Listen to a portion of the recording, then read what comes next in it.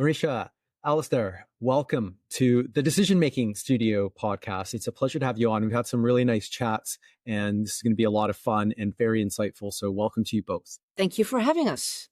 Yes, thank you. And I think so too. We're looking forward to it. It's going to be fun. Mm-hmm. So we're going to talk, I think, a lot about leadership. And it's a topic that is very interesting and also very timely because I think given the state of the world, what we require from leaders is changing.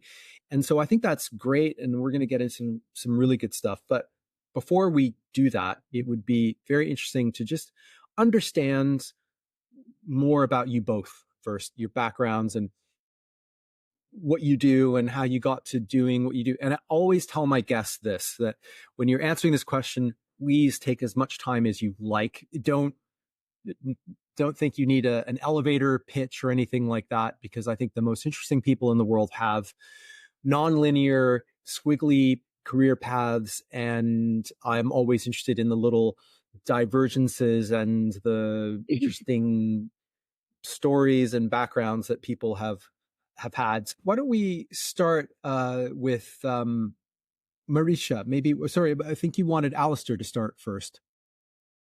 Yes. Okay. Today I want Alasdair to start. Yeah, okay. So yeah. Why don't we start with you, Alasdair? And if you could just paint a picture. First of all, where are you joining us from?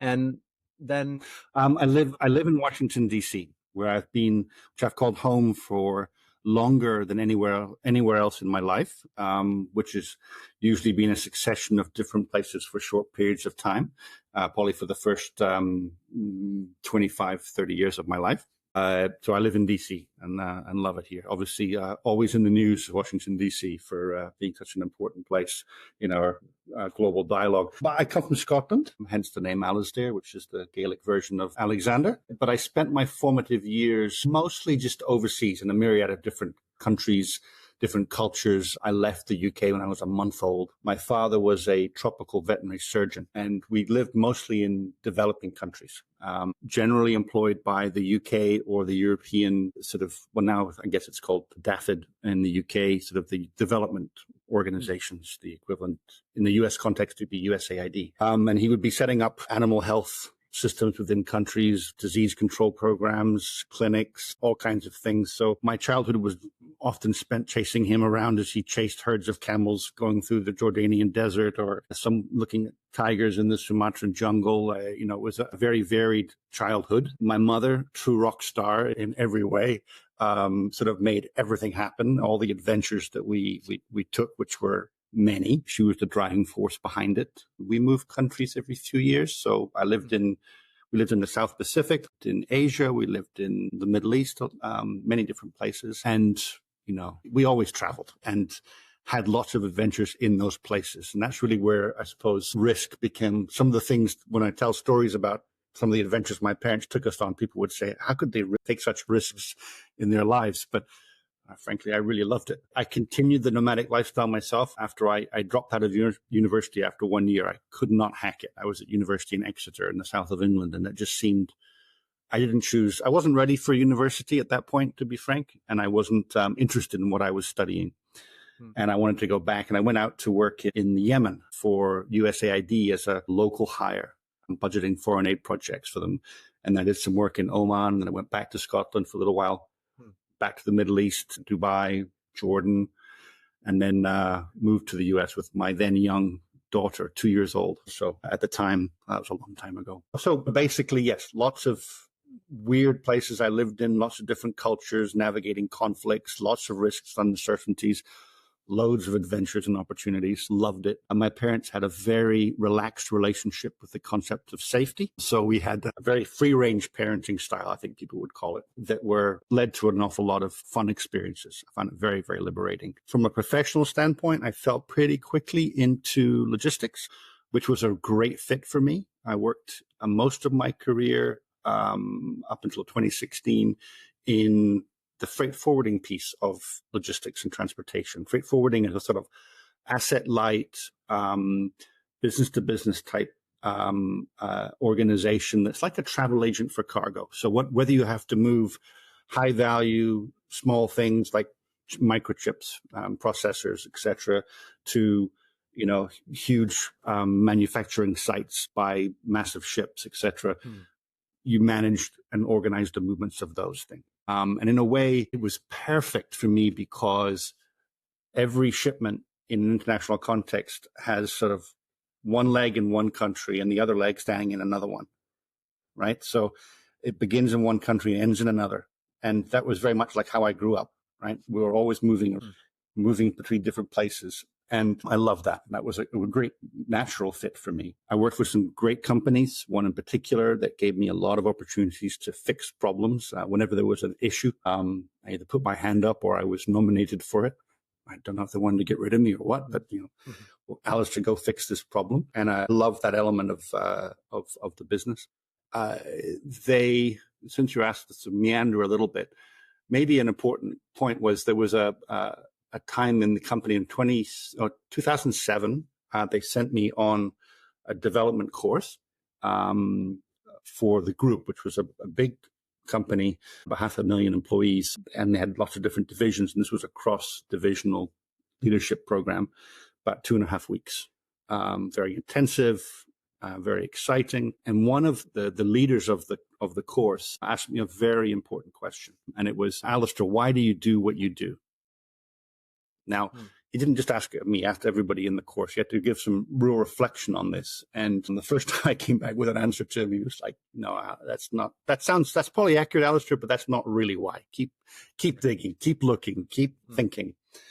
And eventually I came up with, really there was two things. There was a desire, a need, or a desire to build bridges, right? Between cultures, between countries, between people who were different, teams, etc., organizations sometimes, and often individuals. And I think that's really a reflection of how I grew up, right? I'd have to walk into, I think I went to 9 different schools as a kid. So I had to walk into situations, identify, oh, there's Ben, I'm going to make friends with Ben. There's Marischa, I make friends with Marischa, and I would go and talk, right? And then we'd try and move around. And, that's kind of how I grew up. So I think that really was a big impact. The other one was just to learn, right? Learning is my lifeblood. It's something that I have to be doing. Otherwise, I get bored quickly and I go find ways to learn. Learn from that. After understanding those things about myself, I was able to make every career decision became very simple. Does it feed those two things? And if not, then don't look at it. And that one question that Yuri asked me, that was the gentleman who ran the course, and he's still a friend of Marischa and myself. He asked me, Alasdair, given your thirst for learning and you left university after 1 year, why don't you go back and learn and study more, all right? And complete your education. And I gave it some serious thought. And it eventually led me to doing an executive MBA where I met Marischa and our other business partner, Gaiman, in I think it was 2011, Marischa, somewhere about there. Started in 11 because we graduated in 13. So we started right. 11. Yeah. Yeah. And I got to meet lots of great people, but particularly Marischa and Gaiman. And that was a real sliding doors moment for me. And that led us to one day sitting down in 2016. It's just us, right? So we were in Miami at a 3-day music festival and decided that we really liked being with each other and hanging out, and we really wanted to work with each other. And we were all with big companies at the time on our own. And that was the genesis of that conversation. But all those little sliding doors moment led to that point. I will maybe hold off on going into why we founded the company right now, but that's kind of the path. I hope that was not too short, but not too long for you. Oh, fantastic. Great stuff. Lots of good stuff there. Marischa, keen to hear your background and how you got to be doing what you do. Absolutely. And most certainly I will talk about that, sharing his story, but also for going first, because I've heard the story a few times, of course, when we are in business conversations together. And it always makes me smile and it always triggers me thinking, there has been such an adventure being young in Alice's shoes. And mine upbringing is in many ways the same, because I tend to believe from a loving and caring family, but it's also quite opposite. So Alistair spoke about the adventure and moving house and spending time in many countries when he was young. Well, I was born in a little village at the south of the Netherlands, and I'm dialing in from Amsterdam today. And then my parents moved house to an even smaller village in the same area, still the south of the Netherlands. And of course, this was a very happy-go-lucky youth. You know, we had animals at home, horses, goats. We had a cat, and we had a very nice house. I had two sisters. I went to the same school, could walk to school. And this was very happy, I think, until I reached the age of, must have been 14, 15. And then I thought, oh, this cannot be it. This is not the boundary of my life. And I started pushing those boundaries, and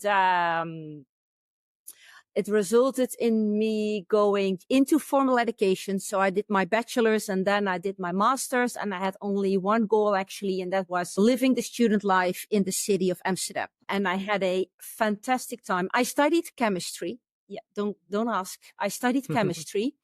And if you do your master in chemistry, there is a lot of practical work in the laboratory. And those tests, they start early morning, say, 8 or 9 a.m. in the morning, which is horrible if you are a student in Amsterdam. Halfway in my studies, I thought, okay, I want to get out of the laboratory. And I did my graduation. I graduated in what is called analytical and theoretical chemistry, because that is a lot of mathematics, quantum physics, quantum mechanics. Which is, you can study in your own time. You do your test, you pass your test, and that's done. So just to avoid life in the laboratory. So I think that is probably giving you enough information to now know that I never worked as a chemist. I like to study it, but I thought, the field of chemistry is relatively slow. Obviously, there's a lot of science to it. So it's very fundamental. Meaning that the field of your work is also very small. It can be very narrowly defined. And after my studies, of course, Amsterdam was also not the boundary. I went on to work in a ski resort in the Alps. I went traveling into South America. Gosh, where was I not? I traveled the world. Also, a few years later, I traveled the world.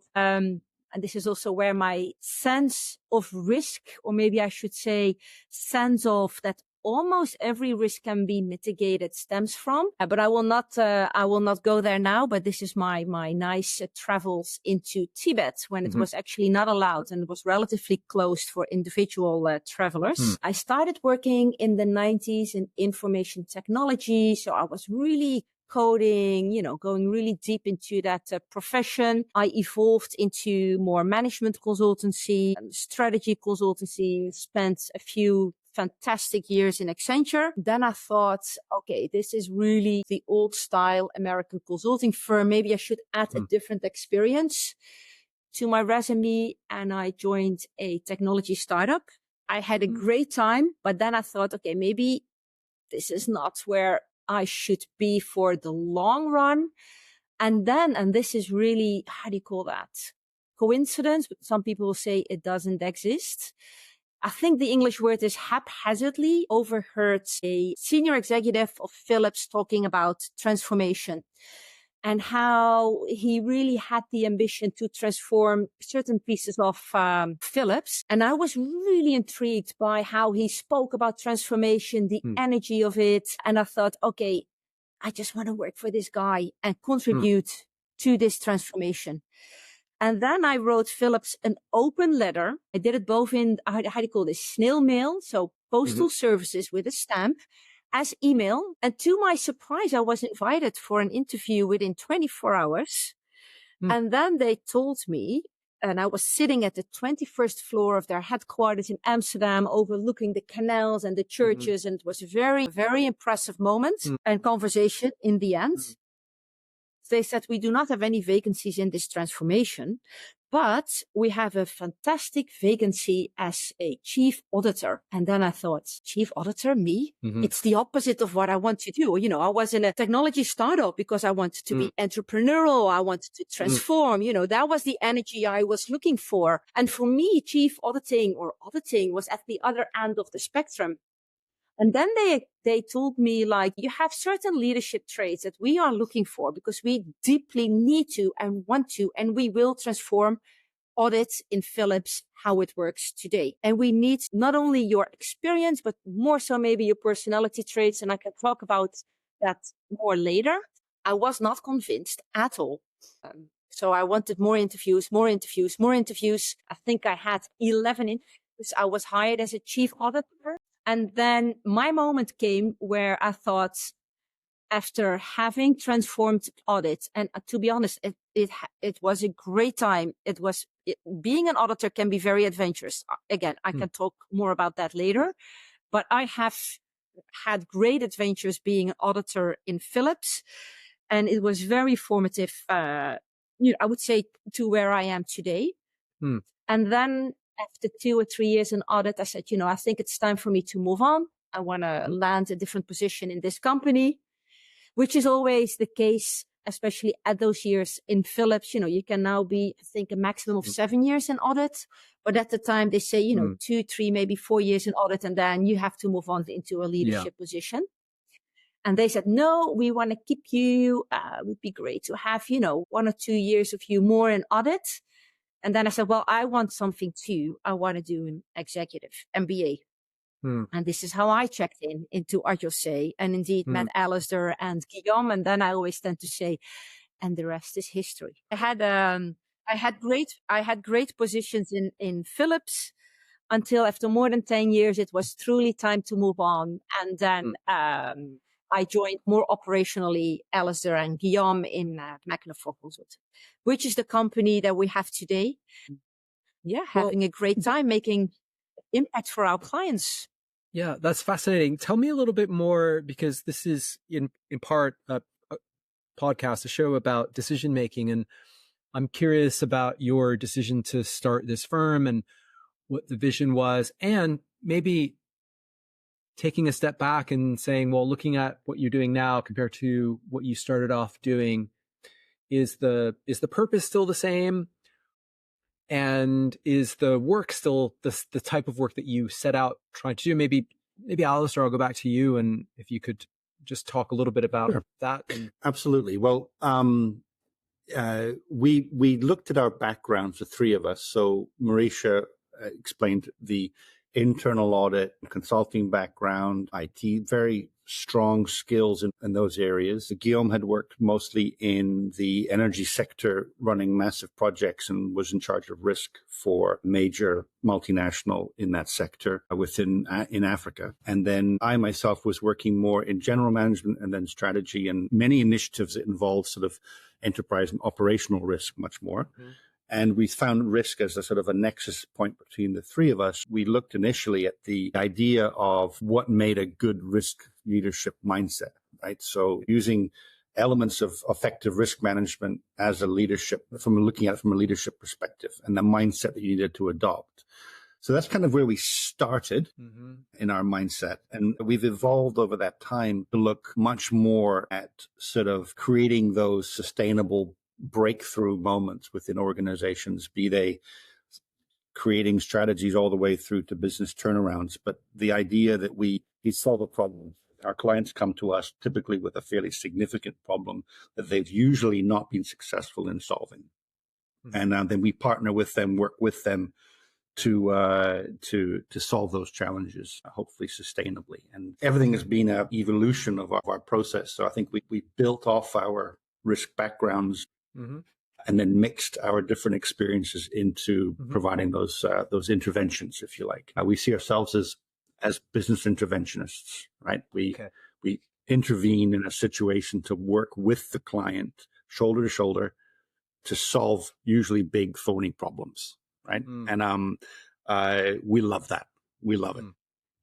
And I think one of the core things, and then maybe Marischa can talk more about this, we have a deep and abiding commitment and passion and belief in that the breakthroughs, the answers usually reside within the organization already. It's not that we are coming in with the answer, right? Yes. The problems are often known and the answers are usually already there. They may not be entirely understood, realized, or visible, but with the right approach, you can surface them, and then you can leave the organization with having walked them through how to get to that point with something that they can then sustain themselves. So we're not a sort of a consulting firm that comes in with our playbook of solutions of this is how you do this. We have to tailor to the individual situation, but the abiding commitment is to that middle of the organization. Mm-hmm. We know that's where most of the value is created and where the answers are found. And almost every engagement I can think of, that has proven to be true. So I hope that maybe that gives you a little perspective useful there. Marischa, maybe you have some thoughts to add. Well, I think there are many thoughts to add, but I was triggered, and I continue also to be triggered by clients asking us, what is your playbook or your cookbook or your blueprint? Because that is, I think, very typical for the larger consulting firms that are more on repeat, and they repeat their approach to customers. We really want to also respect the people and the work that these companies do. But they often apply the same thinking and the same approach to multiple clients. Well, that doesn't pay tribute to the uniqueness of every environment, the uniqueness of leadership of the people in an organization.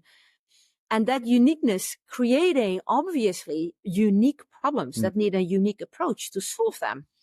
And, the word business interventionist, I think it's very telling that we call ourselves that, because we really like to deeply intervene in those organizations. And then how people work, how people relate to colleagues, to problems, to threats. And I often see and say massive change trajectories. Everything is changed, but nothing is different. So you see a lot of environments with a problem, like a big problem. Then, consultants come in, strategy consultants come in, there's a lot of flux, so many things are changing and nobody is in the same seat. People report to different leaders, departments, roles, job positions, global job architecture. Everything is changed. But then at the end of the day, when something is not truly and deeply shifted, nothing is different. People still come to the same job, work in the same way with the same colleagues, experience a threat still as that threat. Well, if you are truly and deeply transforming, there is a shift not only in, I would say, the organization and processes in the organization, but also how people feel and relate to that organization, to colleagues, to that position. But there is and this is maybe contradictory to what I just said, but there is a certain order going through a sustainable transformation. And of course, we all have we know all the famous words, culture eats strategy, which is absolutely true. But I think the order is there, culture, strategy, then process, and then people. Well, the people aspect, I would say the structure of organizational design is easy, right? It's very easy. It's organizational design I would say it's a profession with ones and zeros. It's a little bit black and white. So it's very easy if, especially consultants in organizations, don't get through on culture, strategy, or process. They start with people, which is, I think, the wrong order. It really, and we are very passionate, both Alasdair and myself, but if you do not critically look into culture and the behavioral change, probably the transformation that you are embarking on is not going to be sustainable or is not going to stick. It's not creating that shift that cannot be undone. Because if a transformation creates a shift, it is only sustainable when that shift cannot be undone, when you cannot unlearn what you have learned. Yes. Yeah. There's so many useful thoughts there. And just reacted to, well, lots of things. One of them is the concept. I often find that, the whole org design piece, you do org designs when really what often in my experience is just code for cutting costs, right? It's not organizations are pretending that they're trying to design for an optimum organization, but really just trying to remove problems on inside an organization. Whenever you hear, reorg, it means there's a lot of fear because it means cut costs, is my job at risk, all this stuff. But I didn't want to go there, but it was just a little reaction. One of the things I did want to transition into is the whole concept of uncertainty and complexity, and something that you said, and something I also find as someone who does advisory work. This question that I dislike also in my past career, this concept of best practice. I cannot stand it. I'm sorry to say, because if the world, so I'm talking to Dave Snowden. I don't know if you know who he is, but he's a complexity expert, scholar, scientist. And I like his distinction between complex and complicated, that the world, so best practice, when there's a single solution, then there's something called best practice. There's a best way of, I don't know, of a tennis serve or some, I don't know, something. Well, even there, it probably there are different theories, right? But when the world is complex and there's truly no right answer, then best practice is kind of absurd.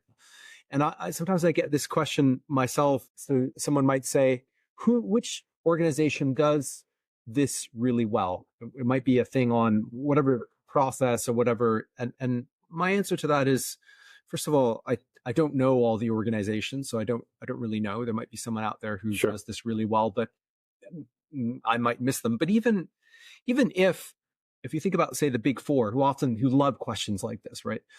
Because they work with a lot of organizations. Even them, on average, they're going to know, 25% of the world's best companies and what they do. Sure. But even then, it's still an absurd question, because what's the individual context that we're talking about here? It's always very different. What about things that might be useful in other contexts that we're not considering? And so if we're thinking about decisions under uncertainty, and I talk more about uncertainty now than risk, far, far more, because I think the world is more uncertain than, say, risky. But if we're thinking about that, then we need to think about decision-making and leadership in far different ways than these kinds of classic questions that are sort of, let's copy what the best do, whatever that is, without thinking about our individual circumstances. And let's not think about adjacent spaces or other ways in which we might be able to make decisions, solve problems. But anyway, that's my long-winded reaction to what you've just said, both of you. And I'd love to transition the conversation into talking about leadership and decision-making under uncertainty, what your views may be. And maybe I'll go back to you, Alasdair, first, and go back to Marischa, but it might be useful too. I think you have a webinar. You have a webinar coming up on this topic, I think, right? Next month. That's right. Yeah, like the 13th or so. There's a call out, free advertising. Well done. Yeah. Good. Well, I'm looking forward to joining it. If I get this episode out in time, okay. If not, I will reference the recording that will go out for it. Or we can splice this message here now to say it was a wonderful session if it's after. Okay. Yes, right. Yes, that's right. Yeah. Look, uncertainty is often how we would look at things as well. And the more complex the world is, which is becoming more complex as we learn more and more and we have more and more information. Sometimes we frankly have far too much information, and there's an analysis by paralysis. I remember when I was a younger professional, I would often look up an organization and go, oh, those leaders must have all the information they need, right, to make these great, important decisions. And they have more information. The closer I got to those corridors of power, you realize actually they have a lot less than you think they do. Mm-hmm. They have to make a lot more decisions with a lot more ambiguity than I thought of when I was younger. And yes, there are some things that you can put in place, around making sure your strategy is an adaptive one. That, strategy, I think it was Willie Peterson said, it's not just going from point A and coming to rest at point B. You have to be constantly learning and focusing and aligning and then executing and learning again and going around in an adaptive way. You can do your scenario planning. You can have your decision-making frameworks and trees and different ways of making decisions. I think collaboration and understanding that not all the answers are there is a mindset that and set of behaviors you have to adopt. But I come back constantly to the idea of values and purpose, because it's really important, I think, teams and organizations to have a set of organizing principles and things that everyone can attach onto that are your sort of, if you like, your North Star, your guiding principles. Right? They're your compass, if you like, that are in place when events become very uncertain. Think back to the onset of the COVID pandemic. I was working with a client who in the logistics space and in and mostly the client was in the US. So things started to become more apparent what was happening in Europe, and particularly Italy in February or so, late January, February. And they made a decision before anybody else in the market at the time just to stand their sales force down, no more sales visits. And the CEO, we worked on developing a communication set of priorities for the organization to make decisions around. Because the tendency often is to pull decisions right to the top. And that can be needed at times, particularly of great crisis. But there's lots of small decisions that are happening in an organization all the time. And in this particular case, the client got everyone in the organization on calls and said, look, here are the priorities that we will make all of our decisions by in this order of importance. The number one thing is the health and well-being of the employees, right? That's the number one thing. If something goes counter to that, it doesn't matter about anything else. That's number one. Number two, success of our customers. That's the second thing. And the third thing was the financial impact on the organization. That is the order which we will use to make our decisions, and you should do the same. Mm-hmm. The speed at which they moved as an organization was so fast as a result, because everybody had an organizing set of values and principles to operate to. Yeah. So lots of ambiguity, lots of stress, but very clear action as a result. I hope that answers a bit of your question. Yeah. Marischa, your thoughts on that? Yeah, well, I have to smile, and I keep thinking back to Alasdair's very adventurous upbringing and my hunger for adventure. And I just want to segue, I think, into maybe a more personal story. Sure. And that is that after my studies and being in Amsterdam and skiing and traveling the world, I thought, okay, I need to raise the bar a little bit. And I went into skydiving. And this is what I learned about skydiving. And this has been also very formative for me. So when you go into skydiving, and this is not with an instructor, it's not tandem, right? It is solo jumping from the first jump onwards. You think that this is a world that is full of risk, and it is all very uncertain. Yeah. And because this is a bit of a safety thing, not a bit of a safety thing, this is all about safety, right? So Alice has said, safety first. And I still tend to say in many situations, safety first, whether it's psychological, physical safety, organizational safety. But if people stop feeling safe, really funky things can happen. So while you think there's a lot of risk and there's uncertainty, it's actually, there's a lot of certainty. Because you learn and you get drilled and you practice, everything that can go wrong, what you need to do if you have, I would say, a combination of faults, for example, or when the weather changes. So you also learn what is, the risk that we can see coming, what is the risk that comes out of chaos. And although there is a lot of certainty, the first time you go through this jump, you feel very uncertain because you do not know what you're going to feel or what is going to happen. And what I find always very interesting is that you always have these individuals who you feel move in a very uncertain world or have a very uncertain position. And still they behave as if certainty is at their end. Everything is certain. They have this huge amount of confidence. But then you also have, I would say people who are at the opposite end, where you feel your life is so certain. There is no risk. There is a low level of uncertainty in your life, and still they radiate a lot of uncertainty. So interesting enough, when you go into skydiving, first you understand there are a lot of certainties, but you still feel uncertain and you're not confident at all. I think it takes you 30, 40, 50 jumps to start feeling more certain. But then, of course, you get into the next level of uncertainty, and that is you need to jump with other people. You get out of the plane in 4s, 6, 12s, 16s when you jump those figures. And many people actually ask me, why did you stop skydiving? And this is one of the reasons that I was looking into those people thinking there's a lot of risk and uncertainty in what we do. And still, you seem to be so certain and so confident of yourself. You go into the plane drunk.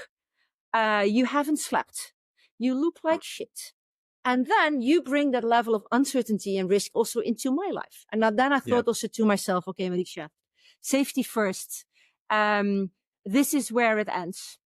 That was actually more of a personal story about how I really learned to deal with levels of certainty and uncertainty, and where you also draw the line, or what Alasdair likes to call, and we use that in our practice quite a lot, where you make a stand. You have to at some point make a stand. And this is, I think, very powerful work that we also do with our clients, where we often tell our clients, you have to make a stand. And Alasdair, I would really like you to talk about this because you were much more involved in this client than I was. A stand could be never lose a customer. When you are in healthcare, there is a 0 fault policy. There are many stands that people, organizations and teams can take. I've been working in a team, and this was fantastic, where we said, when we call each other, we always pick up the phone. This is our stand. We will always be available for each other,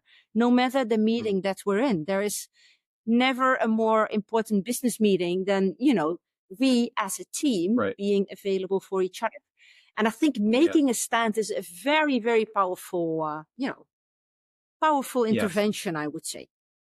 Yes. So if I may, Ben, there was examples that Marischa just gave about learning about over a period of time with the skydiving. The example I gave was very much a situational, almost crisis-based thing. One thing I was thinking about was perhaps longer-term complexity and challenges, and then how you make decisions in those. And that's one of the things I learned from a gentleman I met in 2016. And we were talking about the difference between problems and dilemmas. And the recognition of one versus the other. Problems are what most managers and leaders love to solve because the problem is usually very definable. It's maybe something I've seen before. It looks like a nail and I have a hammer and I whack it. Dilemmas are, much more difficult. The choices, they're trade-offs made between two or more alternatives, often with some undesirable consequences. And makes things very challenging. The example this gentleman gave was this is in 2016 when I met him, so it was some years prior to that. He'd been working, I guess somewhat topically, advising the Ukrainian government. At the time, I think it was Viktor Yushchenko and Yulia Tymoshenko, president and prime minister, respectively. And there they wanted to drive out corruption within the government, which is, that's a very binary. Is corruption good or bad? That's a pretty binary answer. So you should get rid of it. Now, the dilemma becomes, and this is where I think we look at politicians and sometimes we really fail to understand the numbers of dilemmas that they face because they're doing trade-offs, not just solving problems. In this particular context, their thing was we want to get rid of corruption because it's holding our society back, our modernization, our desire to join the EU, various other things. But if I push it too far, I'm going to upset all the oligarchs and they're going to complain to Putin. So how far do I go down this continuum? This is the dilemma they were facing and the one that he was working with them about.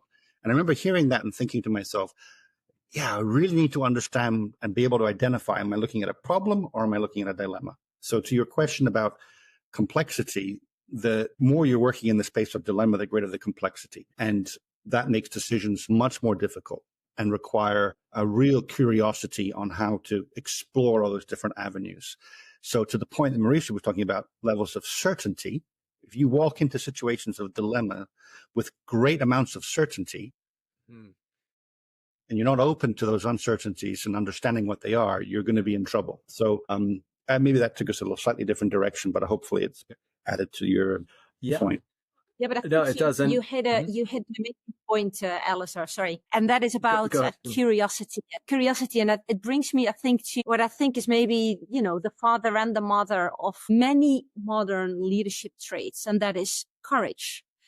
Yeah. And, thinking about our VUCA world, and I really don't want to go deeper on the term of VUCA. I think we all know the term. I think it's highly overused, abused, and misused. But I think it's safe to say that uncertainty is increasing, and it's increasing in a way, but also with a pace. Does not allow for many ways of working that we are very much used to.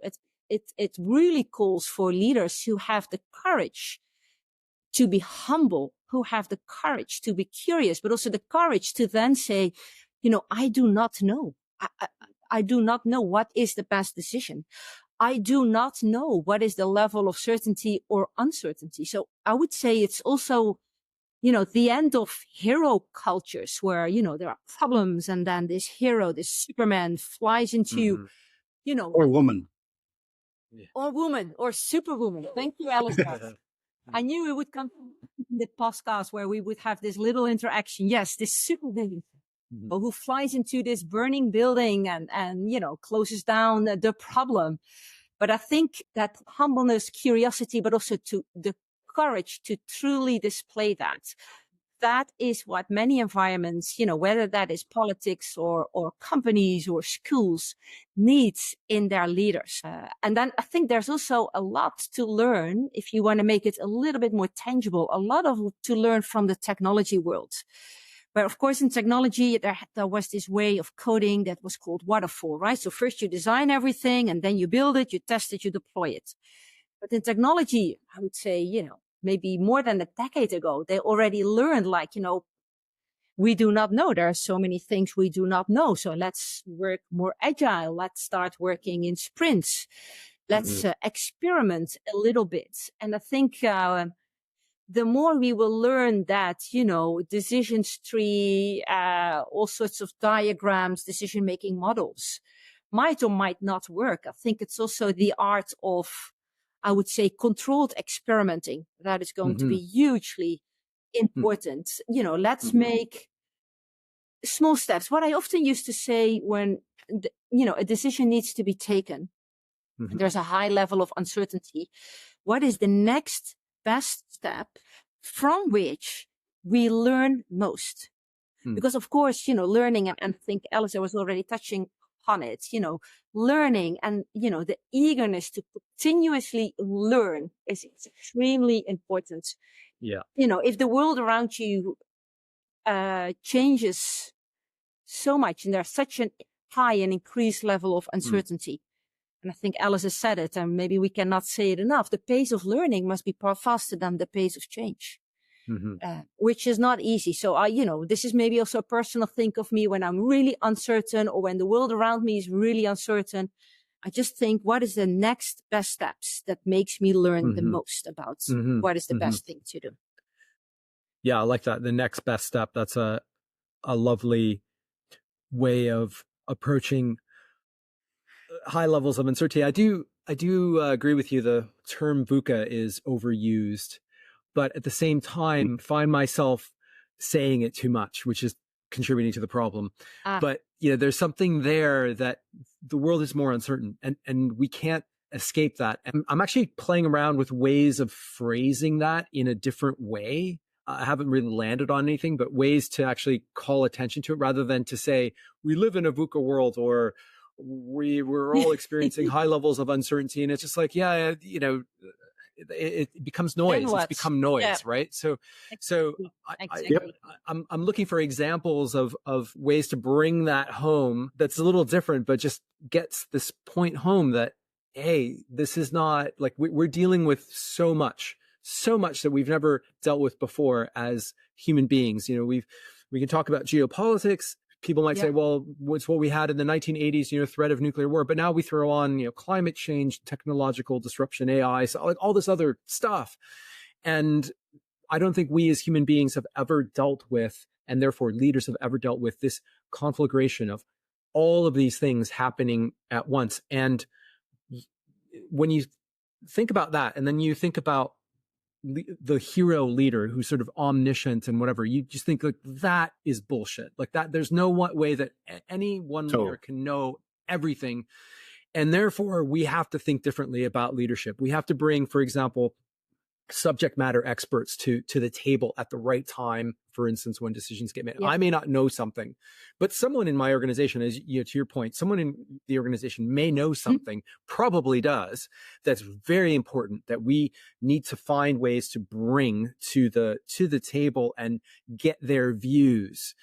And that, I think, is a fundamentally different skill set for leaders compared to how many leaders have maybe either trained or have maybe somehow floated to the top, because I'm not sure if this is still current, you may know, but the amount of leaders that have, was it narcissistic traits or some psychological good sociopaths sociopath. Yeah, exactly. That we need to get those people out of leadership roles, and we need to put people that are able to exercise leadership, but in a different way, leveraging curiosity and humility and courage and the things that you've been talking about. So thought that your points are very, very interesting. Perhaps we could talk a little bit about, you guys are thinking about leadership a lot, and this idea of leading with impact, and what does that, like, so what does that mean? What is the leader of today? What do they look like? What traits do they have? What do they do that's different? How do they get those things? Like how do we start to put the right people in those positions so that we look at the world and we start to think differently, we start to behave differently about all these challenges? Marischa, on you go. You were about to speak.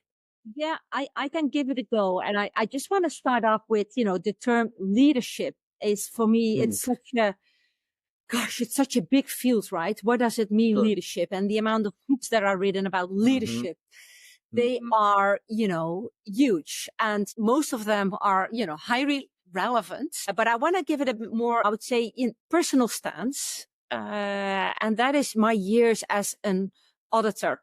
And don't fall asleep immediately. I want to start off with a shout out to professional auditors and risk professionals out there. And we used to say, when we started off our risk practice, your risk management can only be as impactful as leadership allows it to be. And so what do I mean with that? I think there are amazing, strong professionals out there in audit and risk roles.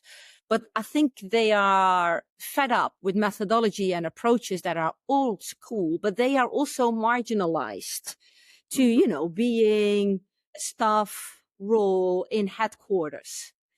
And that is a missed opportunity for many organizations. I think there is so much more to get out of their audit and risk professionals if they would give them, I would say, modern tools, methodologies, etc., which we developed one, but, let's not go too deep in that, but also allow them to truly make an impact. And I worked with amazing auditors. I had an amazing time, and I just want to go a little bit deeper into the leadership skills that I've seen and learned and that I have formed in those years that I'm still using today and that I think are really essential to my leadership, but also what I think leadership should look like going forward. And I think first and foremost is listening.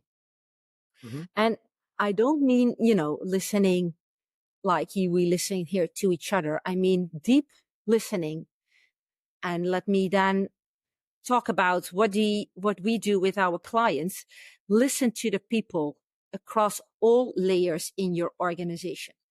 And a phrase that we use a lot, Ben, is somebody in your organization knows something the organization should know. And I think Alasdair was also talking about that. Many problems are already known. And many solutions or bits and pieces of it are also already known in your organization. Would you only have the courage to listen to it. And this is the notion that I really, really like. It's also the listening to weak signals. Yeah. Because sometimes, and this is what I learned as an auditor. Sometimes you get into an audit and you feel something is really off here. There is something completely wrong. And this is not about listening to the words that is spoken or written. This is really also listening to the vibe, the energy in the room. Yes. But also listening to what has not been said.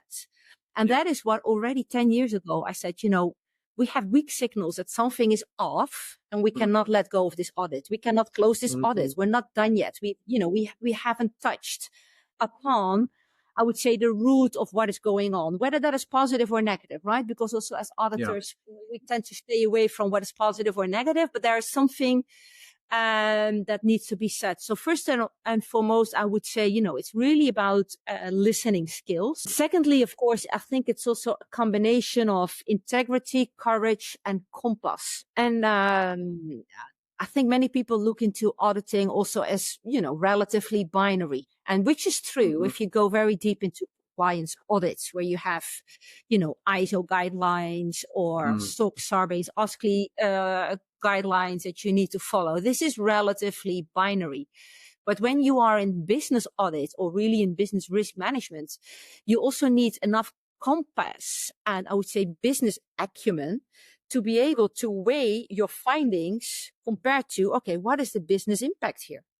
Yeah. Whether the business impact is financial or non-financial, operational, or related to people or competition, you have to be able to have that compass and that ability to weigh things. And then what I also learned, and we touched upon that, is, learning, good auditors, but I think also modern leaders, they must have a continuous hunger to learn. And our friend Yuri, indeed, he's really, he's an amazing, he's a force of nature when it comes to learning and learning culture and learning styles. And really, it doesn't matter what your learning style is or how you learn, as long as you continuously learn and also allow the people around you to learn. And before I give the word to Alasdair, because I know he's always very passionate about leadership traits, what is very important for me is, of course, team spirit. And in audit, the one rule, maybe the two rules were, first of all, we pick up the phone when we call each other. So we're always available for each other.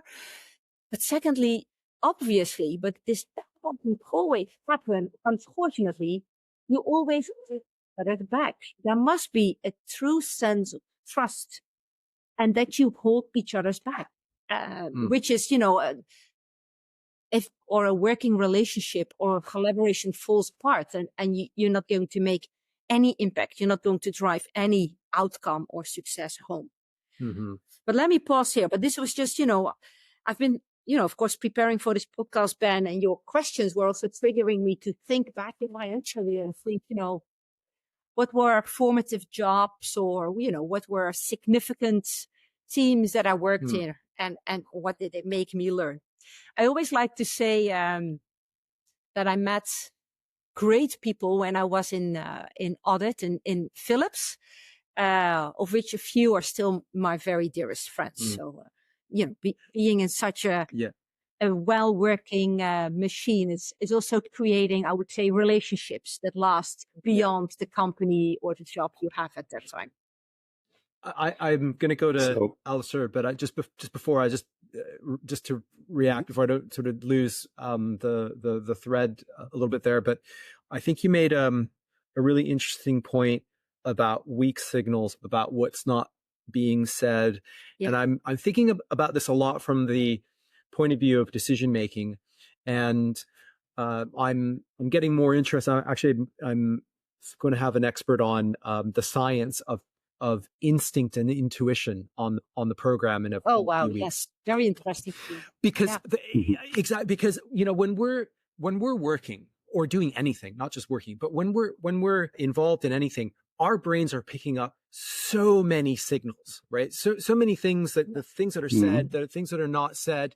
Right now I'm in my office. I'm looking at the both of you, but there's my environment going around here, there's noises, my brain's, that's somewhere entering, all of those things are entering my brain. And then when you're, when we're working and you may, if you have, say, an audit that may be similar to audits in the past or whatever, there are all these things that we're kind of processing. And if we're only just managing to a methodology, we're missing a lot of stuff, right? So if the goal of an audit is to issue a rating, and if the whole culture around it is to just either pass the audit or fix the little, the red, amber, green, whatever the rating is, if that's the goal, then we're missing. And that's the same with anything, right? So anything in so when we're thinking about decision making, we need to be thinking about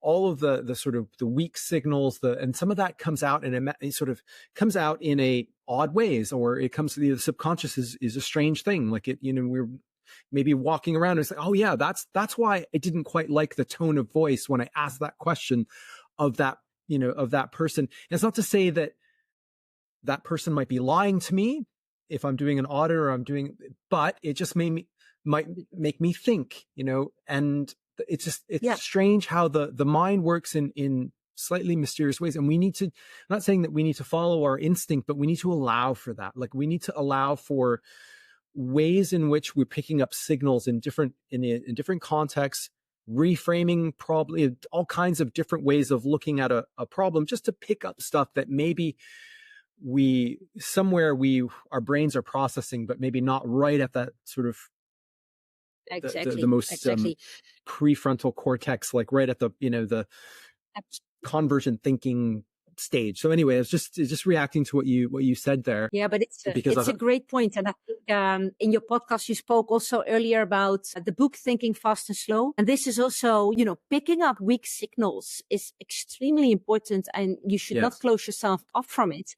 But you should also not be too rushed in wanting to understand it at the moment. Yeah. Sometimes you really have to allow yourself, to literally sleep a night over it, take a walk, go for a run, walk the dog, I don't know, whatever you do, take a shower, do the dishes. And then all of a sudden it will appear to you, right? This is appears, also what I think, what theory it emerges. It emerges what theory U is about, which I think is also an amazing, I would say, modern way of approaching learning and moving through life. It emerges at the right time. You have to trust that it will emerge. Yeah. But you also have to allow time for it. Yeah. So here's something. Rushed. Yeah, not be too rushed. And here's something else that so you mentioned the Thinking Fast and Slow thing. It's a great book, but I think people, they use the Blinkist version of that book. Okay. and there's a act, which is the summary, so they sort of say, well, cognitive biases are bad and rational thinking is good. So we should be always doing just the rational thinking and just minimize it. So, but that's not really how the brain also works either, that there are ways in which we're thinking naturalistically that are valuable. So just a thought on what you just said there, that I sometimes I think that there's more going on in that in our minds than just cognitive biases are bad and let's name the 300 cognitive biases and find strategies to overcome them. That's not really a great practice. Anyway, there's a lot of interesting stuff there. So Alasdair, you've pulled together a lot of different topics there. And what I heard, when I think about this, leadership traits, there's the idea of what impact is, and then so what we look for from leaders. We talked a bit about signals. So I'm going to go in a little bit of reverse order, perhaps. I'll try and go quickly, and we can pull on some of the threads that come out of it.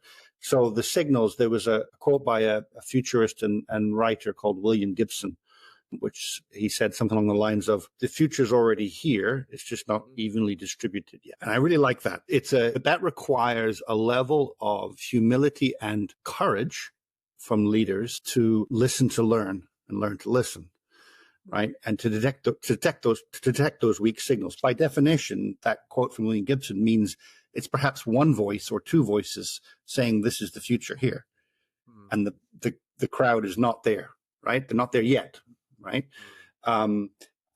There was a gentleman who, on that 2007 course I mentioned at my prior employer, the leadership course, who was the sponsor. His name is John Allen. He was the former head of the Confederation of British Industry, and chairman of Tesco, founder of Excel, chairman of CFO for Deutsche Post DHL. And he introduced the course, or the team, at the beginning of the kickoff. And I started keeping a learning journal at that point in my life. So things I'd learned as I go along, because I needed to force my periods of intentional reflection and make myself much stronger at doing that. And the first entry in my first ever learning journal was a quote that he gave. And he said the following. He said, "The day that a leader understands that they can learn more from their people than their people can learn from them is the day their learning truly accelerates." Yeah. And if we go back to the point about the idea that the rate of learning must be faster than the rate of change, and we know how fast change is going, if we're not learning faster than that rate of change, we're being left behind, right? Further and further and further behind. And, you know, the idea of when uncertainty rears its head, we look for things that bring us some certainty. Sometimes we look for simple answers to complex situations, which is perhaps a topic that we do societally speaking when it comes to sometimes our political leaders, for example. Mm-hmm. But the idea of understanding that you can learn more from your people than they can learn from you is a shift in the leadership away from that idea of being a hero. It requires an immense amount of integrity, a lot of intelligence, and intelligence, not just, of course, IQ, but emotional intelligence, political intelligence, the art of how to get something done. We think of politics as being a negative thing. It doesn't have to be. It can be very positive. It's called stakeholder management. Intrapersonal intelligence, interpersonal. One, I think the idea of interpersonal is really critical in leaders. Sir James Black was a Scottish physician who won the Nobel Prize for medicine jointly with two other people, I think sometime in the 50s or 60s, and it was around the development of vaccines and medicinal treatments and how better to do those things. He had a company based in North Carolina afterwards, and he was once interviewed by someone I met and asked about how were you able to sort of run your company so successfully? And he said, well, it's very simple. One, I hire really smart people. Two, I set them progressively more and more difficult tasks until the point where they actually fail. Because only at the point when they fail do they actually learn the humility that they need as very smart people to learn and listen much better, right? So I've seen too many executives in the world who have never been allowed to fail. They get moved from position to position to position. And before the impact has been felt or seen, they're onto something different. So find good people, intelligent people, hire them, and let them fail so they can learn. Yes. But the last thing he said was, if they're leading people, they have to be good at conversations. And the author I was talking to was really exploring the power of conversation within organizations. It's something we spend a lot of time on. And he said, think about the traits of a good conversation. So Ben, when we're having a good conversation, what are the elements of a good conversation? We're both involved in the conversation. There's usually some humor. There's different things. Yeah. I love this topic. I as a podcast person who loves not just doing long form conversations, but listening to them. To me, a great conversation in some ways is like a bit of a work of art that you don't really know where exactly it's going to go. But to get to that place, people need to be engaged, but there needs to be an exchange, right? It needs to be backwards. What you're saying, I'm feeding back from, and vice versa. But we came into this conversation prepared, knowing what we're going to talk about.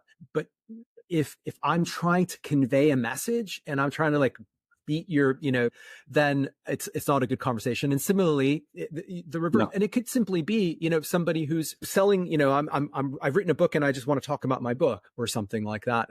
But that's not an exchange. It's not a conversation, right? And you've got to almost engage. You almost have to embrace the uncertainty of where the conversation could go and lead, right? So anyway, that's my take on the topic, but maybe you have a different. No, that's spot on. And I think there's an element here, which is one of the things that I think that I love to find in interacting is the core thing you can connect around, right? As in between two people in a one-on-one conversation or within a large group.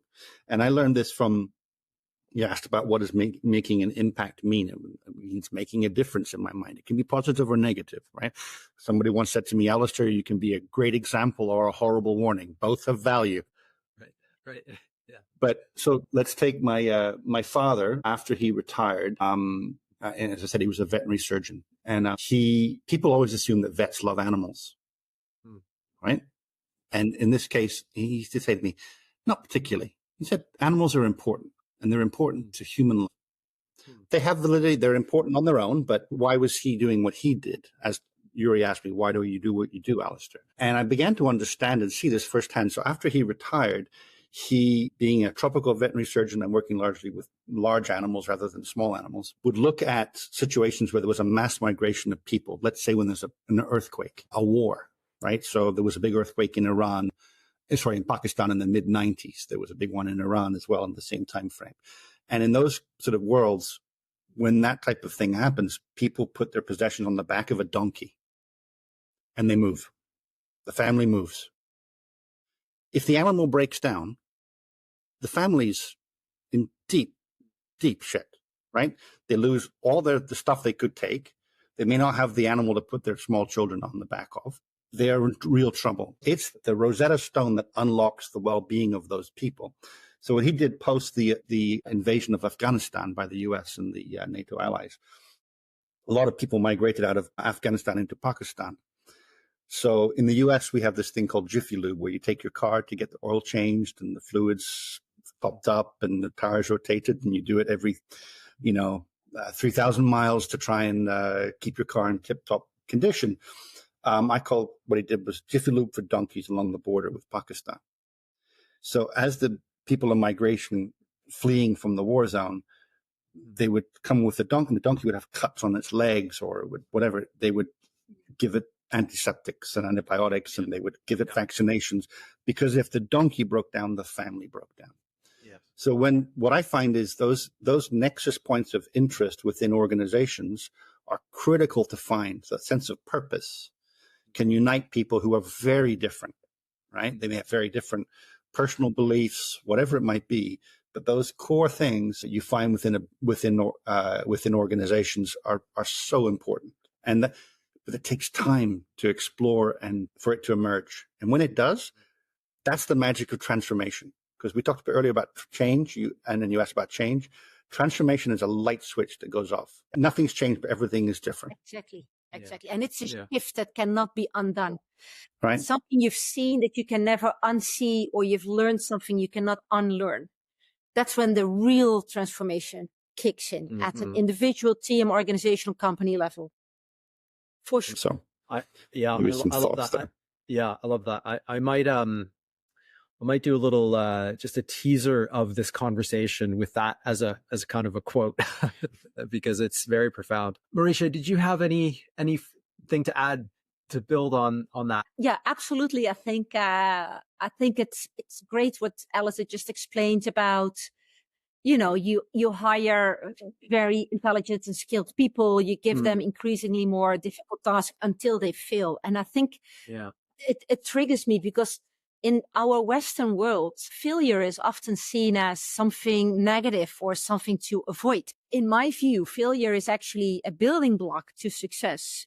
Failure is also seen as the opposite of success. Well, if you have never failed, how do you learn where your boundaries are? Or how do you learn what you have not learned so far? How do you know? How do you know that unknown? If you fail, it's not only the humbleness, but it's also finding the energy in yourself, and the grips that you need to kick yourself off, the bottom of your failure or of your insecurity and work from there. And I think it's increasingly understood how failure and also, like bankruptcy is actually a crucial driver to ultimate success, and how it shapes you not only as, a worker, a professional, but also as a human being. It makes you so much I would say, a well-rounded human being if you have seen through failure, disappointment, when you have been in an environment or in a job where you thought, okay, this is really not my cup of tea. I have to move on. And it's also interesting. You asked me Ben, in your prep notes, so to say, how do you feel about quitting? And which I think is also crucially important to know when to quit or when to pivot. And I think it really comes down in knowing when to quit or when to pivot, in what ultimate success for you looks like. What is the purpose of why you are doing things? Because sometimes when you, and this is, I think, very, very human, I think most of us, they do know, this is the purpose of my job, or this is the goal of what I'm doing, 40 hours a week, 30, 50 hours a week. It doesn't matter. But the more you get into trouble, the more narrow that goal or that purpose becomes, and you are maybe drifting away from it. Yeah. And this is where true colleagues or where true friends have to jump in, because you have to be sort of pulled out of that situation and be able to reflect on, what is the bigger ticket purpose, or what is a more overlying goal that you want to achieve. And then actually it becomes increasingly easy to pivot or to quit, because that will probably make you see that, I'm not even close to meeting my purpose or my goal. I'm actually drifting further away from it. I need to jump in here. I was just reminded of this is just taking it to a much less or more basic level. My mother once told me on one of the rare parent-teacher conferences she attended that she went to and was another mother there. And her mother was saying about her young son, I suppose maybe we're in our early teens. Oh, I'll make up a name. Anthony never does anything wrong. And my mother apparently turned to the other mother and says, doesn't that worry you? Yeah, that's right. Yeah, that's right. Doesn't that worry you? My stuff, my idiot son does things wrong all the time. Yeah. It's you make mistakes, you get dirty and messy, and you learn. I would say define wrong. Yeah, define wrong. It's the space to make space to make mistakes. I was so fortunate. I had so many good leaders. I had some bad ones I learned a lot from, but I had majority of very good ones. When I was working in Yemen, I was late 19, almost 20 years old or early 20 years old. I can't remember which. And I'd been hired to design budgetings for foreign aid projects for USAID.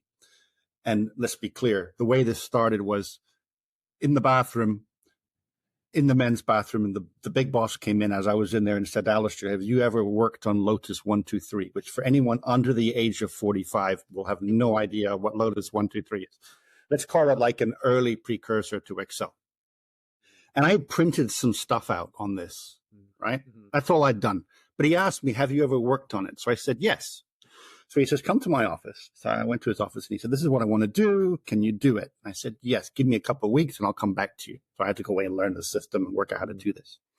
Anyway, we end up this lovely, for the time, very surely comprehensive budgeting system for projects, which were usually 3, 5, or 7 years in length. They were important topics like private sector development, women's health, women's education, whatever it might have been that the U.S. government was funding, in this case in Yemen. And we would take the project paper and then budget it, and the project plan, rather. One day we submitted and uploaded into the system, the government system, the budget. And this was a Thursday afternoon. And in Yemen, Friday is like Sunday is in the Western world, of course, right? Everybody goes home. Alasdair, the eager new person, goes into the office on Friday morning. And he's the only person in the office. And the telex, once again, anyone under the age of 45 won't know what that is. Right. Let's call it email typewriter. And this telex comes across and says to my boss, Mike, you must cut $1 million out of this budget and resubmit it today. And maybe the budget, I don't know, was 50 million or whatever it might have been. And so I call my boss at home. I call his boss. I call every single person I can find in the directory. Get nobody. And I'm sitting there going, it says it must be done today, otherwise you lose the funding. So I'm like, okay, so I cut $1 million out of the budget. And I started to apply some criteria, and I'm thinking, I cut this and cut this. And I'm so nervous. I'm in the office at 7 a.m, waiting for everyone to open up on Saturday morning. And my boss comes and says, I got your voicemail when I got home. I was sorry, I was up in the north, and then I didn't get back until really late. What's up? So I explained, and he goes, I could see him like take a deep breath, and he goes, okay, so show me what you cut. So I went down, and he goes, Alasdair, I wouldn't have done it quite like that. But, and here's why, but the most important thing is you made a decision and you did it. So I have no concerns with the decisions that you made. The thing is, you made a decision and you acted upon it. And then we're able to take time to reflect on how I could have done it better, right? But I had that experience when I was young, and I was so lucky to have had it. So this leader's name was Michael Komsky. He's unfortunately no longer with us. That had a massive impact on allowing people closer to the front to make decisions. And if it's the wrong decision, as long as you learn from it, that's probably okay. Yeah.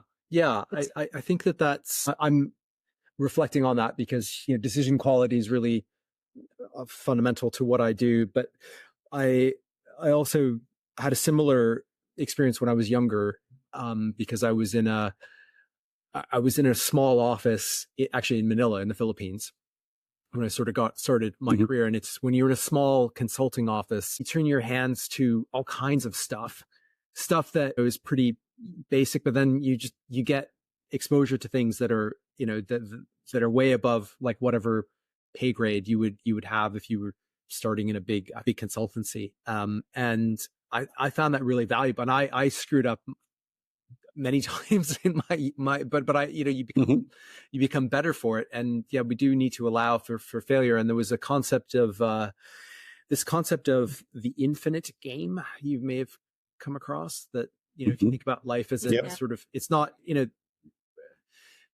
it's not a zero sum, it's not the sort of very, very few decisions are final, right? Very, very few in the world that we make, there are very few like career ending decisions. They exist, but very few. And if we think about things as a learning step to something else, then I think it frees us up to decide and to act. So it's great to decide and act and reflect. And to decide to act, reflect, and then learn. And reflection is the key that a lot of executives don't build that into their daily routine or their weekly routine or that of their teams. And they don't allow their people to have time to reflect. Yeah. And I think to your question earlier about leadership, that's a trait, a skill set, or a mindset that's really important. And it wasn't one that I was necessarily often just naturally given to. I had to work on developing it. That's why I started keeping a learning journal, to force myself. I was learning all the time, don't get me wrong, but I wasn't maximizing the value of what I was learning because I wasn't applying reflection to it. And then maybe a much better listener as a result. And those decisions that you make they're fascinating. But the key is sometimes to act. And then you learn from it. I watched, those on Office on YouTube, you have all these great commencement speeches done by everyone from Steve Jobs to Roger Federer recently. And one of my favorite is Neil Gaiman's Make Great Art. I don't know if you've ever seen this one. Neil Gaiman is the British writer who wrote Coraline, The Graveyard Book, some of the best-selling graphic novels ever. Very creative individual. And he said to these young students, he said, look, when you're faced with a situation that you don't know what to do, just imagine what a wise person would do and do that. And I remember thinking, that's really liberating, right? What would a wise person do in the situation? Yeah. And then just do that, right? Yeah. And it's the key as leaders you have to give people the freedom to make those decisions. So in a real life context, one of the more impressive decisions I've ever seen an executive make was when we were working with a client, and they had failed on implementing certain changes in how they would work as an organization. They tried different iterations of typical sort of organizational change and change management projects. And they engaged us to come and take a look. We went, we walked, and we always do Gemba walks, walk the process, talk to people on the front line and really understand what's happening. And because we're external, sometimes it's funny, people talk to you more, right? As long as you're never citing them as individuals, you respect confidentiality, and you give feedback to the executives. In this particular case, we went back to the executive team and we gave them some pretty harsh feedback in a nice way, but it could be received defensively. And we recommended that to solve this challenge, you don't want to have any executive involved in the process. We want to go to the middle of the company and ask them how to solve this problem. So we built a cross-functional group of people, different levels of experience, position, learning styles. Some were, we had a couple of folks that we were very intentionally diverse about people that would go into it. Diverse in every way you can think of, from gender to neurodiversity to ethnicity to how long they've been in the company, where they'd worked, kinds of roles. And they organized themselves in a way that we asked them to say, okay, so initially we started saying, okay, what is it we want the customers to feel when engaging with this company? And so they went with a bunch of, we call it looking for an emotional map, if you like. But my wife's a neuropsychologist. She keeps telling me, Alice, there's only like 7 actual emotions, maybe 5, depending on your definition. There's not 70. They're feelings, Alasdair. Get it right. So we napped it down to a small group, and then of feelings. And this is how we want our customers to feel. And then the employees, this took half a day, and then they worked out they wanted the employees to feel the same feelings. One of them was trust, which was a thing we've discussed before. And then we looked at the journey map of that, of a client through their entire process, from marketing, say, all the way through the client journey with them as a provider. And then mapped, how do you help or hinder the evoking those emotions in the client, and what's missing? And what the output that the executives wanted was, how do we reorganize our work? And what do we do where and how? Some centrally, some offshore, some in our local offices. And this group of employees came up with a way of working that was beyond the executives could conceive of, to be frank. I don't think they thought the team could come up with something this impressive. And at one point, and they kept having to go back to these touchstone of those emotions and the journey map. And at one point, there was one individual, I remember him very clearly, looking at the wall and going, I just offshored my own job, but I'm okay with it, because it allows me to do these things that I couldn't do before. So to Marischa's point about something that was a threat before, offshoring was a threat to this person before. They had a transformation in the course of that dialogue with their team members, that threat became an opportunity for them to do something that they really wanted to do for their customers they couldn't do before. So what was thought impossible was now possible. And they presented this to the senior executive, to the CEO, and the CEO, in a very impressively, looked at the work that this team did, and I think said, I don't know if we could have come up with this. And they made a very strategic stand for their business. And the CEO basically took it and said, this is what we're going to do now as a company. Designed by the middle of the company. Middle up, middle out, not top down. It was such a powerful moment of unleashing the power of that middle of the company by listening and learning from them. And I hadn't planned to go down that story, but the power of what's within the organization and around you, if you just shut up and listen, is critical. I was so impressed with that particular leader who made that decision to take it and go with it. To add to that, because I spoke a bit about, listening to, and I think, listening skills, obviously, it's a very important skill for all of us, but more so for leaders, more so for consultants like we are. But I think what is more important than listening is to truly follow up on the answers, because nothing is more devastating than you ask the question, you listen to the answer, and then you don't follow through. And if following through could mean, yes, you are right, and we are not going to do it because of this and this reason, or we're not going to do it now because of this reason, or, we need to get these conditions in place first. Valid, that is absolutely valid. But I think to ask a question and then listen, which is critically important. I think more importantly is listen and follow through on the answers, because that is what we often and also, of course, see going wrong in all these people engagement, motivation surveys, what have you, all the surveys out there where people candidly, respond and share their opinion. And especially when you see the response rate coming down, you know that people get probably demotivated because they have shared their response and their views before and didn't see anything happening or you know. And something else, I think this is really a profound what you just said, Alasdair, and I think it's true in the professional as well as in the personal world. So if you are on Insta like I am, there is so much on self-help, self-love, self-care, what have you. And you know, I don't want to mock it. I think it is essentially true. It's just maybe like the VUCA world. It's a little bit overdone. But I really like the connection also with how people look into their customers versus their own people, where often they say, you know, customer first, we have to take care of our customers. This is what we want our customers to feel. This is the customer journey.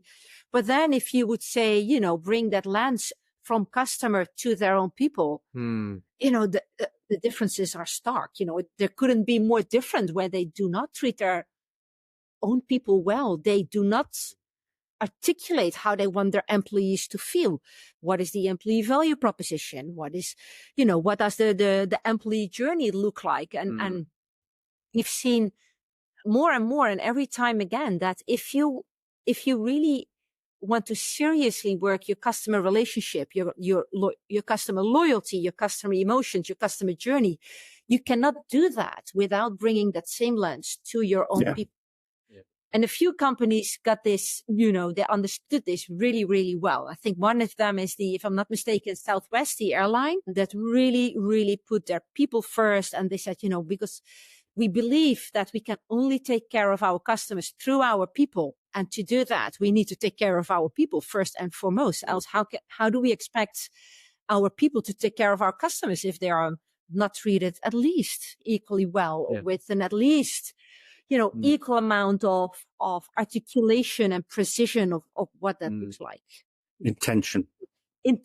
Yes, I was looking for the right word, but it needs to be very intentional, both on the customer and as, you know, within your own people. That's why we put culture before strategy, because the culture is an essential element. Yes.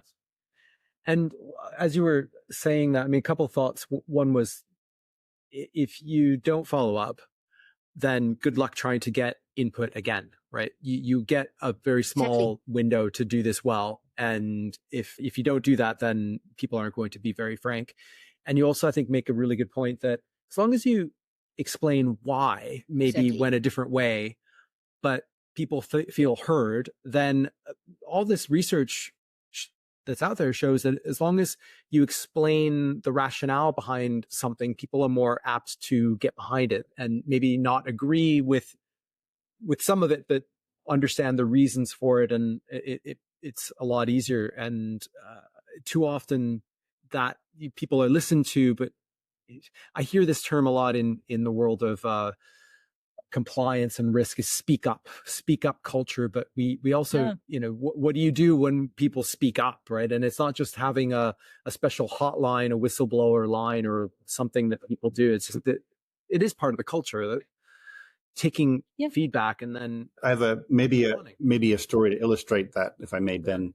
I learned this. I was lucky. As I said, I got usually to put it into situations to solve phony problems. And I was asked once to go and run a particular branch in the United States for a very large international logistics company. And it had unionized warehouse, which historically had been not the best relationships between management and the workforce. The management didn't always trust the workforce, and the workforce certainly didn't trust local management. I frankly couldn't care less if someone's unionized or non-unionized, are still a human being, and they all have the similar needs and desires and wants. And, you know, I would walk the warehouse floor on every shift. There were 3 shifts a day, and talk to people. And one day, one of the warehouse guys, Cuban gentleman, came and he'd make great Cuban coffee, which is like an adrenaline shock to the system. Yeah. And so he was making some, and he goes, Alice, I have a question. You know, this was in Miami, so it was very hot in the summertime. And management took away our refrigerators from where we put our lunches. And we don't know why. It just seems, you know, why would they do this? And I was, okay, it seems odd. So I went to the lunchrooms. There were 2 lunchrooms. There were refrigerators in the lunchrooms. So I went to the local management team and I asked them, so this is what they said? What happened? And they go, no, we used to have refrigerators on the dock, on the loading dock. And for a certain security certification called TAPA, Technology and Asset Protection, for the very high value things like Intel, like, frankly, a kilo of microprocessors is worth more than a kilo of cocaine. Right. So you weren't able to service these clients. You had to have the certification. And one thing you couldn't do was have places that people could hide things and take them out. So I just went and explained to this gentleman, this is why this is why we have this certification, which allows us to have this customer, which allows us to have these jobs. And he goes, we never knew. No one ever asked. No one ever explained. We just assumed they were messing with us. And it changed like that. Yeah. But it was just it's a conversation. Yeah, but I think also, I think you have this amazing story, Alasdair, the client we had, where they took out the director parking spots for the food truck be shaded. We had this client where, the board was in this top floor and they had all the nice coffee machines and all the meeting rooms that were empty more than half of the time, where we said, okay, let's start with having this floor open for everybody and have board members working on all the floors. These are, I would say, simple, but not simplistic, but they are very easy to implement changes that create this true transformational shift. A culture hack is what it's called. That is for everybody to see, and also, if articulated well, to understand why it was and why it is, and how this is, of course, also then portraying the culture that this company wants to have. Critically important. The visibility, the transparency, but also, of course, what we do a lot in culture journeys. What do we stop doing? Because we always focus on, what do we do different, or what do we need to start doing or do more of? But also, what do we stop doing? And also, then create true examples of what is not tolerated any longer.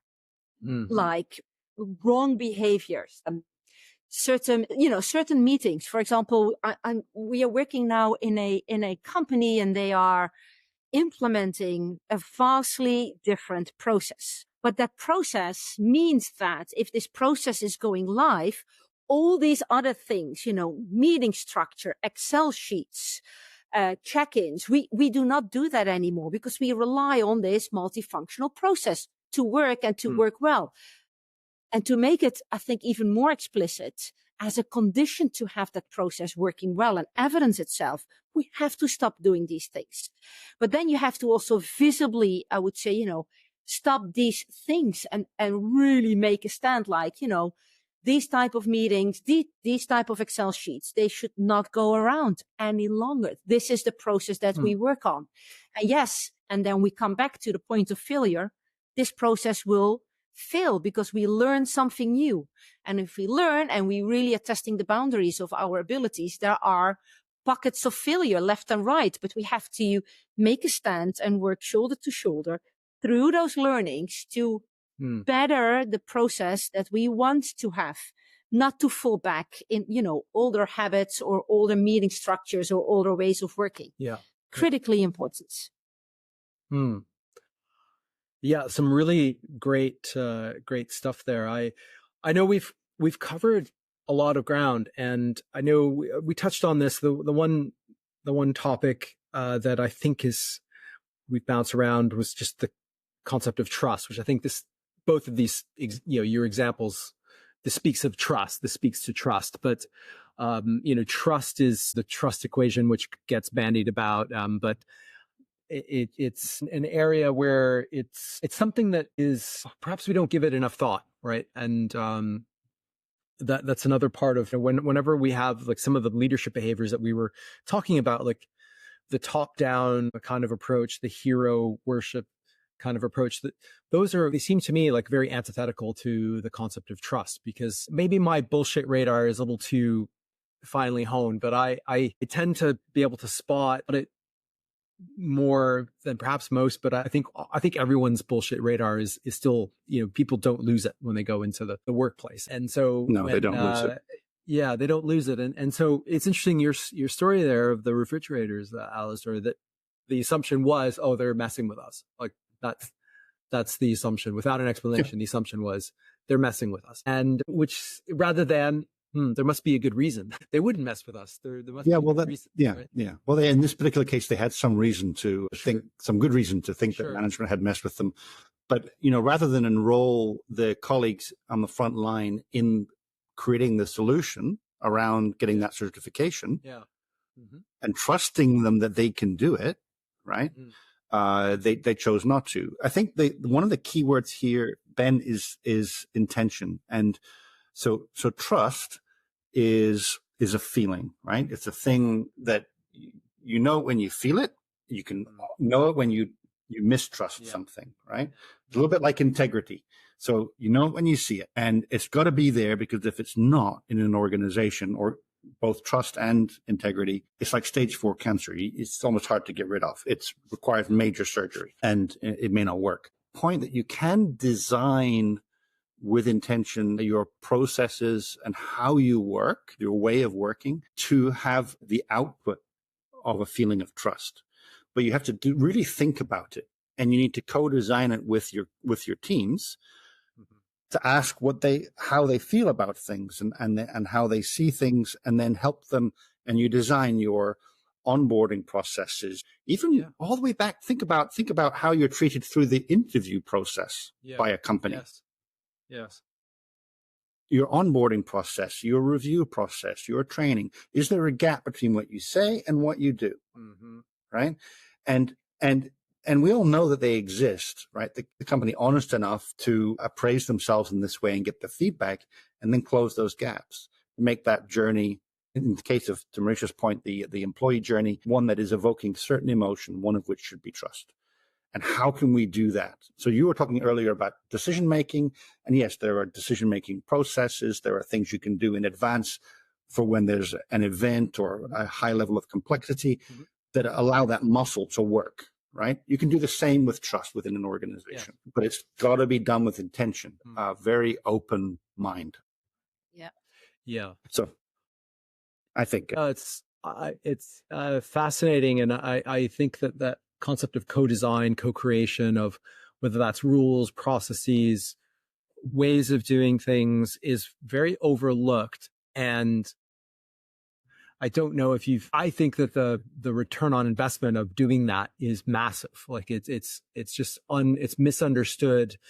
And there's so many things that piss people off in the workplace that slow things down, drag things down, get the wrong outputs around, or wrong outcomes, the wrong decisions. Because I also view some of these things as recurring decisions, like anything that's sort of operational. These are recurring decisions. So there's ways of designing them so they work for the people that you want to make decisions in a certain way. So you ought to be involving them in the process some way.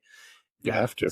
It doesn't happen nearly as much. And I think that if leaders looked at those transformations, those changes in a different way, that they might find many more benefits than they potentially thought about. So I was going to say, there's a lot of cliches that we run to, and there's a lot of truth in a lot of these cliches. So the wisdoms of crowds does seem to be in conflict with the idea of the future's already here. It's just not evenly distributed yet.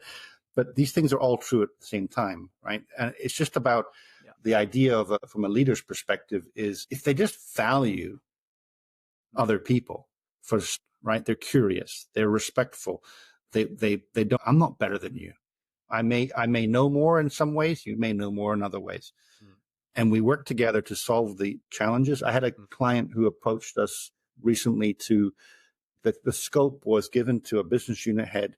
Please build a 3 to 5 year strategy plan. And I want it by, and it was in like a few weeks.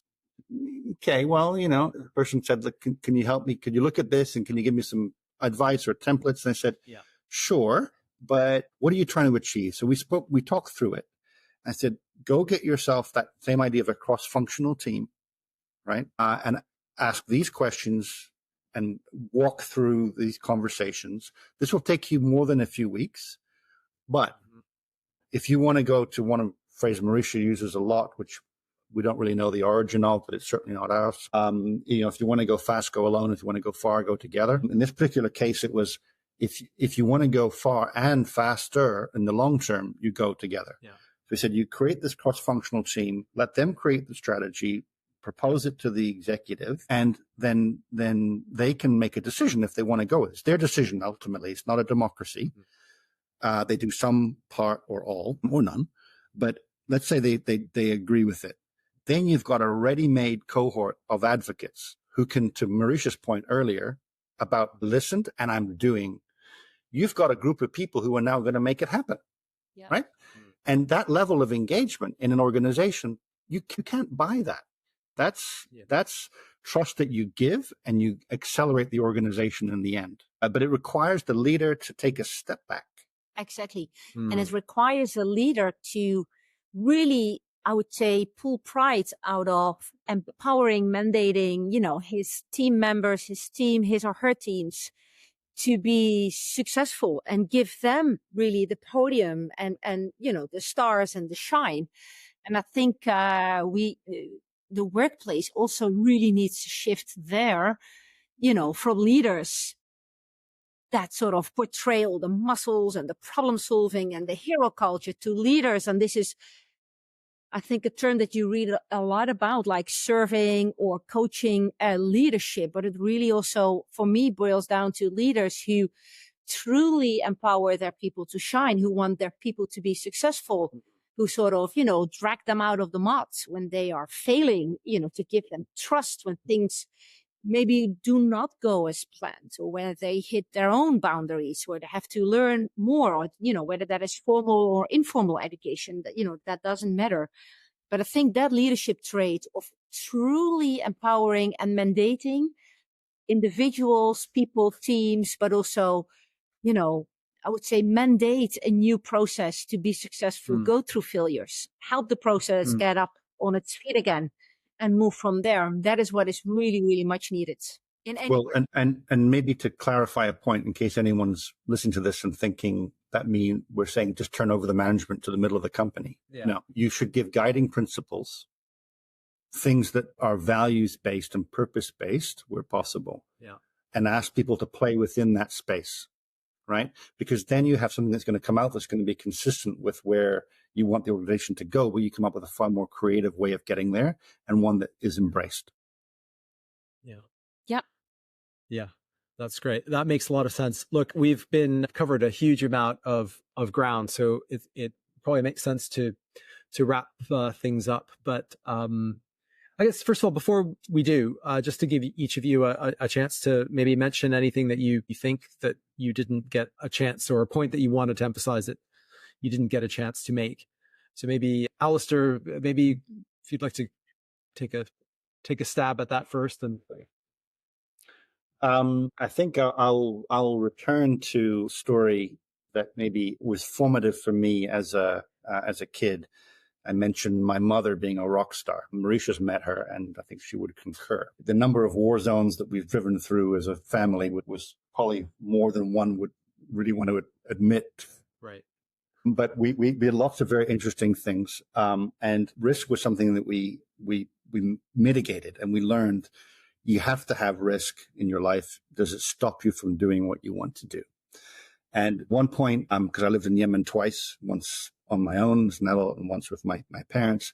And when we lived there, whenever we would go into the desert, which was regularly, because we always had adventures on the weekends, we would drive to areas, for example, where the Houthis are living today, up in the north of Yemen, and there would be kidnappings of foreigners at that time. No one ever really got hurt back then. But my mother, whenever she'd go to the desert, her way of risk mitigation was the following.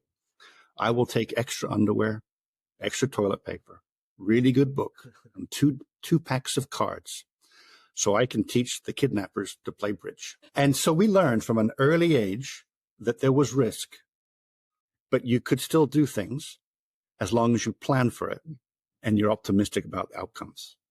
And I will leave that story with that, because my mother has been a source of inspiration for a long time to me and to my siblings. So, and maybe that also led to the idea of being able to be comfortable with making mistakes, and that mistakes are not evidence that you can't do something. But mistakes and failure are things that allow you to get closer to where you are wanting to go. Right? And too many of us, my mother always said, it's not about failing to show that you can't do something. It's failing to show you what you need to do next to get where you want to go. Yeah. And that was very formative for me. So yeah, maybe my last little anecdote. Love it. Yeah. Fabulous. And about to your Marischa. mother, she indeed is a rock star. It's a phenomenal woman. Yeah, I was just thinking we spoke about leadership traits, but there is one leadership trait that I believe we didn't touch, or maybe not really touch upon, and that is being compassionate, which I think is also very important, and especially in this world where people are seeing more and more personal challenges, young people with a huge amount of mental problems. I live in the Netherlands, which obviously is a very, very quiet, well-regulated country. And still, the level of misery here is increasing. You see it. Nothing compared to levels of misery that we see in other parts of the world. I don't want to take away, any level of misery. There are very sad and cruel wars going on, and that is, of course, a completely different paradigm where people need to live in. But being compassionate, I think, also becomes more and more important.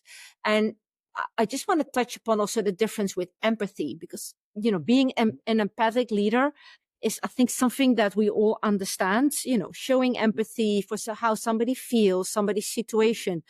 But I think to truly be compassionate goes much further and beyond that. And I think being compassionate is really, a place where you, from an emotional response, create a true desire to help.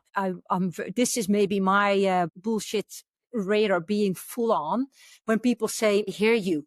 And I'm always like, okay, and then what? And I think, I hear you, I feel you are words that you use, and I use them as well. But then when I hear me say that, I'm like, okay, but being so what? One thing, but then indeed, what is next? So what? What is next? Yeah. And I think you really need to then, from that, emotional place of, hearing people, feeling people, really show empathy, sympathy from, the place where they are. And it is often maybe a place where this individual is in need. And then go beyond that and, really sense in you that desire to help. That is for me, truly compassionate leadership, which I think is also more and more important. And I have to give kudos to, many authors and academics who speak about leadership that also truly touch upon that element of, being compassionate.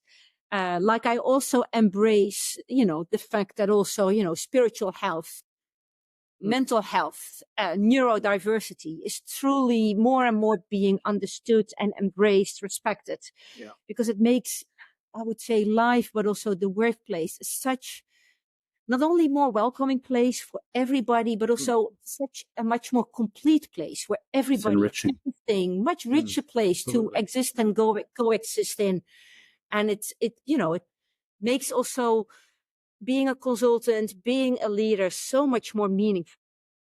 At least for me, maybe those are my last words then, at least for me, makes it so much more meaningful to see that compassionate characteristic, leadership traits, and, really welcome all types of people and leaders. Great. Thank you for that.